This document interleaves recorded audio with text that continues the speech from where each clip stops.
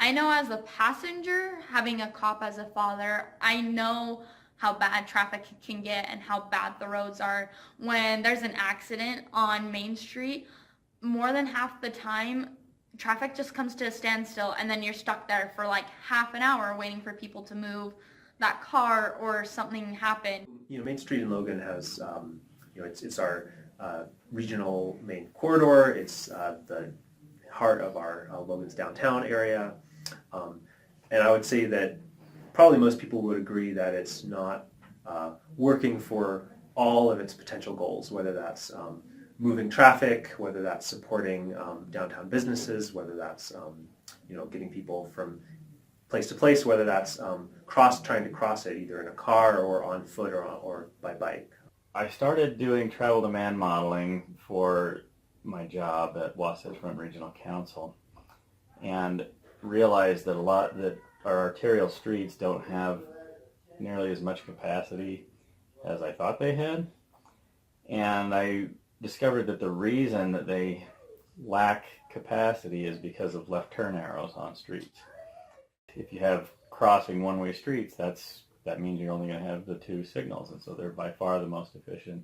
Logan Main Street has about 45,000 cars a day on it in some parts, which is really high for a street that has 2 lanes each direction and a center turn lane. There aren't very many examples of that in Salt Lake County or anywhere where it's quite that high, so it's really painful up there. So in Idaho, there's actually kind of a unique dynamic. There's this place called Pocatello. That's kind of where the old original town was. In Old Town, they have lots of one-way streets, and they're not necessarily like a couplet. They're just blocks. And a lot of people don't like that, necessarily the one way without a couplet, just because it gets really confusing. I've seen people be confused by that. Right now in the country, it's like almost a religious dogma that one-way streets are bad.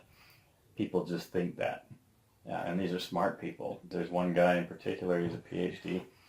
He's done a lot of research, John Gilder-Bloom, and his research shows that that properties along one-way streets are worth less than properties along two-way streets. And his critique is that one-way streets are fast and they're like freeways, and so I wrote an article and published it in strongtowns.org and said, that may be true, that a lot of the observations about one-way streets are these fast, crazy ones, and the land along the sides is degraded and everything. But is that really the fault of a one-way street, or is that just the fault of bad design? This is a really professionally done piece of work, and it's hard to argue with because there's so much data and analysis, I think. Now, people might argue with it just because it's an emotional issue. Oh, cars are going to speed through my neighborhood. But, I think this is fantastic. This is the kind of thing I would hope Logan could find a way to do. If this is the byproduct of all the traffic engineering analysis that went into the executive summary, like that executive summary from Logan City, that thing's really, really thorough. I mean, if you haven't read it, it really, I don't know, there must have been 9 or 10 different alternatives. I was really impressed with all of the effort to look at the impacts of all these different scenarios and then ultimately arrive at a winning idea. The design that we landed on was for 2 one-way couplets, so 4 streets that would would all be one-way. 2nd East and 1st East, Main Street and 1st West, so all of those. UDOT, I think to their credit, is really opening to the idea that we have to be more forward-looking and we have to be more innovative, and hopefully they'll embrace these ideas. And the reason they will, probably if they do, will be based on the strength of the traffic engineering work that went into it, because they speak the same language. And if an urban designer came forward with this without the underpinning of the data and the logic, the inherent logic of your father's work, it would be a very hard sell. I knew that people weren't going to like one-way streets necessarily, as if it was all about solving congestion. They're not going to, because it's ignoring the other thing that people want. They want a beautiful street. They want to. So I told our design people, says you got to make a really pretty looking street because we got all of this space here, and so make it beautiful.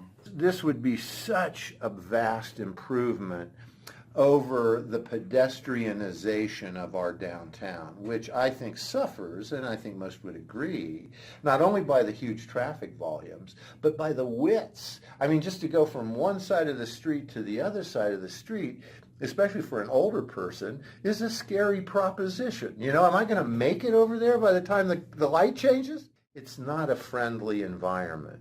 What are our goals for the Main Street corridor? Do we want it to function as, a place for people to move through, to get enough people from A to B through this corridor? Do we want it to support downtown revitalization? Do we want it to, improve property values along the corridor from local landowners?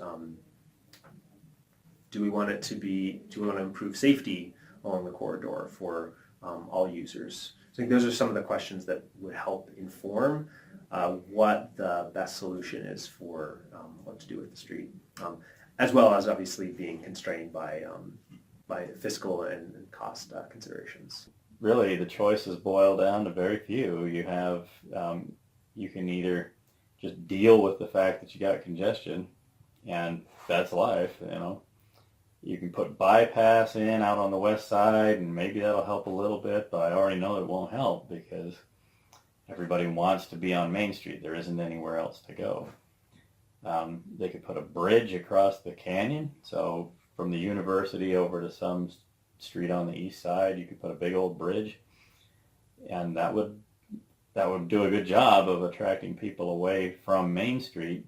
But it costs all the money we'll ever be able to raise in this community. We can't afford to build a $50 or $100 million bridge because it would be that expensive. The gorge is big.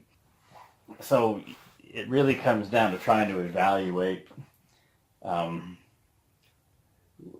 what's the least cost, the fewest people who are mad, the most effective thing to do. And then you propose that. And you also kind of have to explain that there are all these other choices out here, but they got these issues with them.